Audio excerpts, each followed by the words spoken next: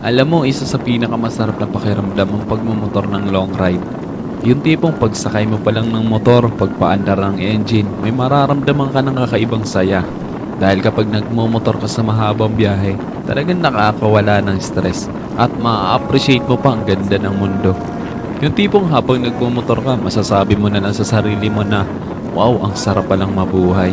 Ang ganda pala ng mundo. Lalo na kapag ang patakbo mo yung chill lang, yung ini-enjoy mo lang talaga ang moment. Madami kasi tayo kanya-kanyang problema sa buhay. Pero kapag nagmumotor ka na, makakalimutan mong problema mo. Lalo na kapag maganda ang view, maganda ang kalsada, tapos hindi mo namamalayan, nagkakaroon ka na pala ng positive mindset dahil magaan ang pakiramdam mo eh. Kaya kapag stress ka na, kailangan mo lang din talaga minsan ng mahabang biyahe bilang isang pahinga eh. Ang weird no?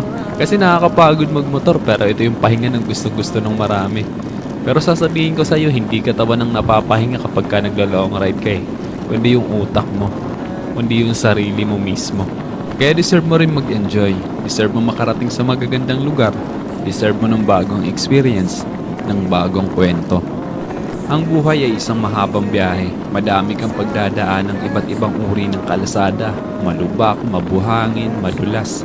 Kailangan mo lang din talaga maging maingat. At pwede kang huminto para magpahinga. Tapos, biyahe na ulit. So, paano ba yan? Hanggang sa muli. Ride safe always, and God bless.